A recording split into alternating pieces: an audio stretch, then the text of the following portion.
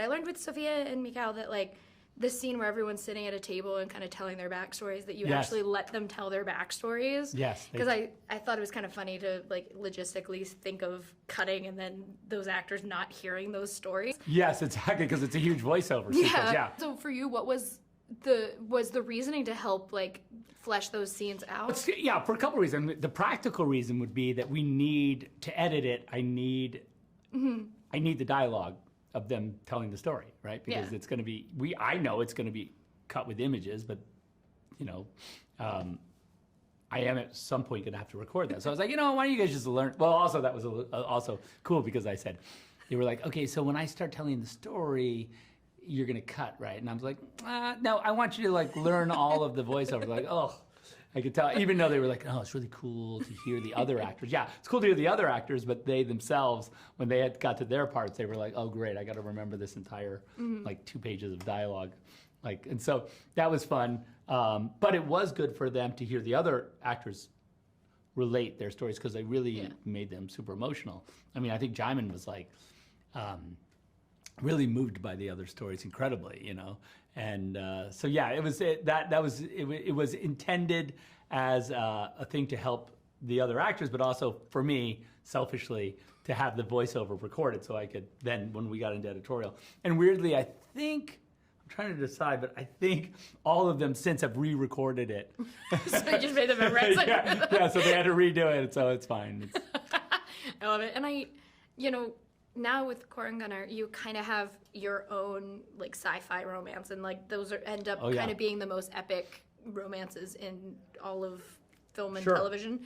For you, were you looking at any other kind of like romance or couples for inspiration, or were you trying to make them their own? You know, I don't think so. It's weird because like I was saying the other day that like the thing about this movie is that it is pretty big. When you put it all together, it's a pretty gigantic thing. And if you're talking about the director's cuts, which will come out at the end of summer, they're both an hour more each. So it's 6 hours. So if you were to watch them together, it's 6 hours. Yeah. You know, and so you by the time you're like, you know, 2 or 3 hours into it on my end, and that is to say just from a material standpoint, you're really like talking about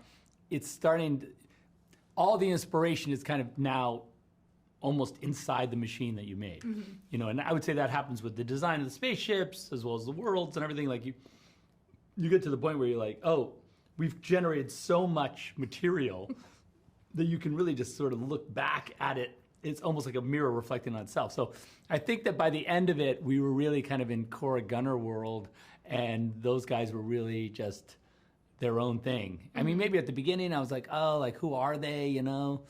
You know, is she Wonder Woman? Is he, like, you know what I mean? Like, you know, when I was trying to think about it, like, you know, in terms of like powerful woman and like kind of guy that's there to support her, you know, there's examples of that, but it was like, you know, that, and I just think that also the two of them as sort of actors and people, they really brought their own flavor to everything, you know? Yeah, I like the idea of Gunnar being Steve Trevor now. Yeah, just he's a bit of a Steve Trevor.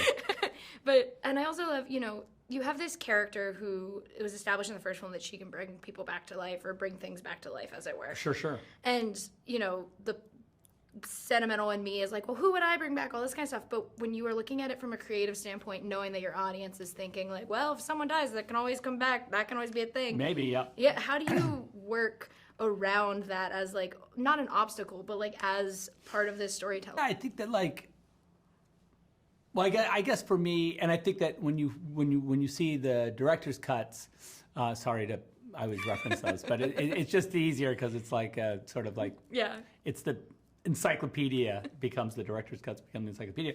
There's a lot more like, we talk about the Kali energy a lot more, and the Kalis are those like, that giant sort of woman that's inside the engine of the spaceship that Cora puts the bombs on. There's a lot, you understand what they're capable of and what their kind of power is a little bit more in the director's cuts, because there's a lot of other story, and you know, the studio really, and I agreed that it would be great if the movies were like close to 2 hours. Yeah. And so we really worked on, you know, keeping them as tight as possible. And so a lot of that sort of, what I would say, sort of, you know, kind of edgy lore got kind of trimmed off you know, so you're kind of with the main story. But in the director's cuts, you know, you just do whatever.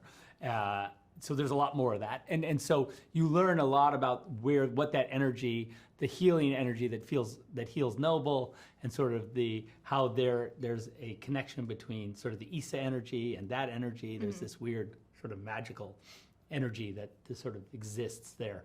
And how that it's not that easy.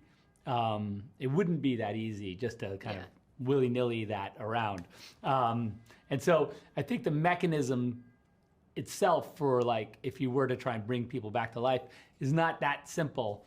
And so it becomes I think that as the stories go forward, you would see that would be, again, like there's a big cost to that. And so the cost would be, you know, like, are you willing to, what are the consequences, you know, of, you know, it's like Pet Cemetery.